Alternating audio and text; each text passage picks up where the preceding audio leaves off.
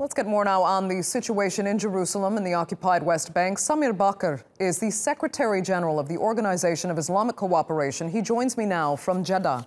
Thanks so much for speaking to us. As we've said, the decision has almost been universally condemned. But what can the Organization of Islamic Cooperation and the international community do now in response to this unilateral declaration? You know, the Secretary General has made a statement today denouncing this step by the U.S. President, and Turkey has, as chair of the summit, invited for a summit on the 13th of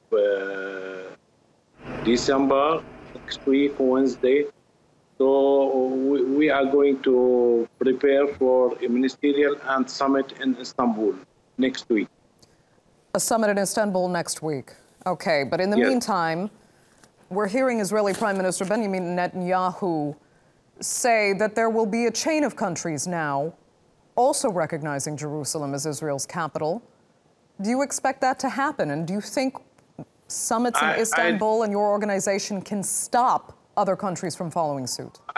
I don't expect, because most of the world leaders, they advised President Trump not to make this announcement, and we have followed closely the reactions in Europe and in the OIC countries and the third world countries. Most of the world is against this step. So, and in addition to that, Saturday there will be Security Council meeting, and we are hopeful that they will also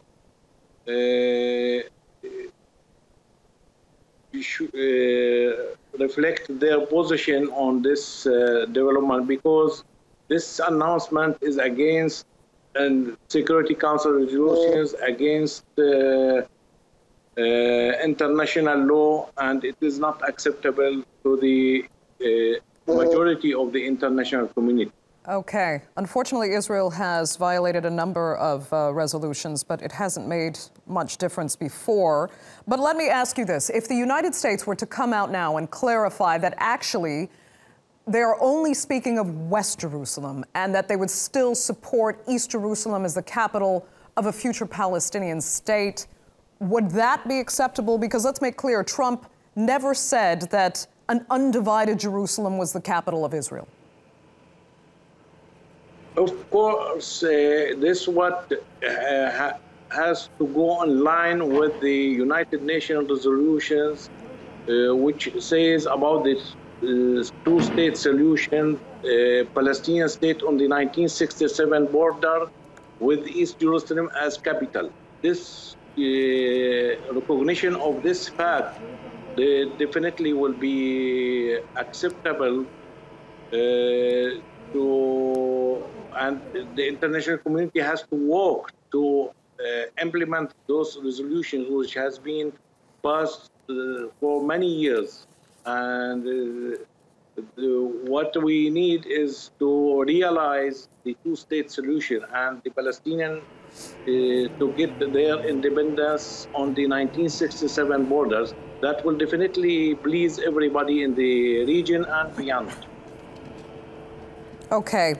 I want to ask you personally, though, if you can speak to this. What do you fear will happen in the Palestinian territories now, given Trump's declaration and given the words of Ismail Haniyeh today?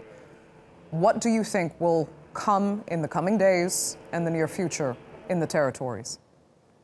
Definitely, this has created anger everywhere among the Palestinians, among the Arabs, among Muslims, among Christians, because to recognize Jerusalem as the capital of Israel, Jerusalem means for all others, for the Christians and for the Muslims. It's a holy place, and should this be respected?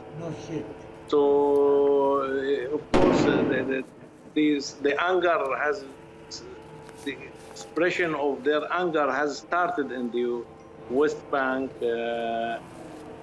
We don't know how it would develop, But I'm sure that most people, not only in Palestine, but in the region and beyond the region, they are angry of this statement by President Trump. Okay, Samir Bakr, Secretary General of the Organization of Islamic Cooperation, we'd like to thank you so much for taking the time to speak to us.